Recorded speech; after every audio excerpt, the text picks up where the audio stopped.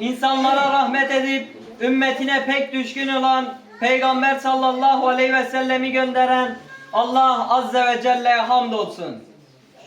Şirkin beynini yıkacak nesli yetiştirmiş ve bu kutlu nesile bu işi nasıl yapacağını kendisi göstermiş olan Resulullah sallallahu aleyhi ve selleme selam olsun. Öğrendikleri inançlarıyla amel etmiş, memleketlerinin çok ötelerinde zalim topluluklara kök söktürmüş ashaba ve ondan sonrakilere selam olsun.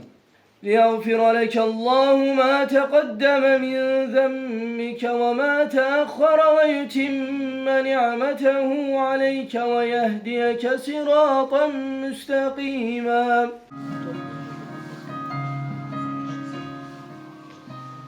Tarihler hicretin 8. yılını gösteriyordu. Ramazan ayıydı. İslam ordusu Efendimiz Aleyhisselatü Vesselam'ın kumandasında 4 koldan Mekke'ye girecekti. Değerli abiler, değerli kardeşler, Resulullah Efendimiz Aleyhisselatü Vesselam miladi 609-610 yılında vahiy ile görevlendirildi, nübüvvetle görevlendirildi. Medine'ye hicret sonrasında Medine'deki gazveler, Medine'deki faaliyetler, çalışmalar en nihayetinde Mekke-i Mükerreme'nin fethi. Resulullah Efendimiz Aleyhisselatü Vesselam'ın nübüvvetle görevlendirilmesi ile Mekke'nin fethi arasında kaç yıl geçiyor? 21-22 yıl geçiyor. Evet. Değerli kardeşler, Allah Azze ve Celle Mekke-i Mükerreme'den Mekke'den bahsederken Ummul Kura olarak tanımlar. Şehirlerin anası. Mekke'den bahsederken şehirlerin anası diye, yani şehirlerin piri diyelim. Hani bir şeyin, örneğin diyelim ki bir topluluğun ya da işte bir mesleğin, bir meslek dalının öyle onun özünü anlatabilmek için onun rehberliğini yapabilmek için nedir? Bu işin piri deriz değil mi? Ayet-i Kerime'de Allah Azze ve Celle Kur'an-ı Kerim'den Mekke'yi tanımlarken Ummul Kura, şehirlerin anası diye tanımlar. Şehirlerin piri diye tanımlar.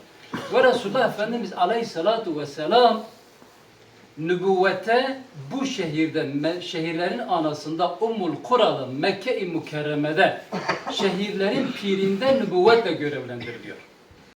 Parlayan bir güneş gibi imanın doğduğu şehir Mekke, Mekke, güzel şehir.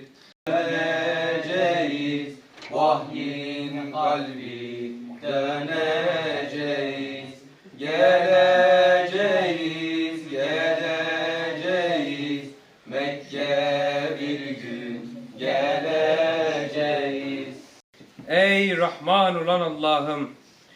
Düşmanca dinleyenlerin bile yanında hidayet bulduğu, kendisine saldıranların da bu eşsiz davetten geri kalmamaları için peşlerine düşen, uğruna bütün mücahitlerin canlarını vereceği en büyük davetçi Resulullah sallallahu aleyhi ve selleme selam olsun. Ya Rabbi, bizi davet ettiği yolda ayaklarımızı sabit kıl. Yetiştirdiği nesle devrettiği sancak bizlere kadar ulaştı. Bizlerin de sonrakilere şerefle devredebilmesini nasip et.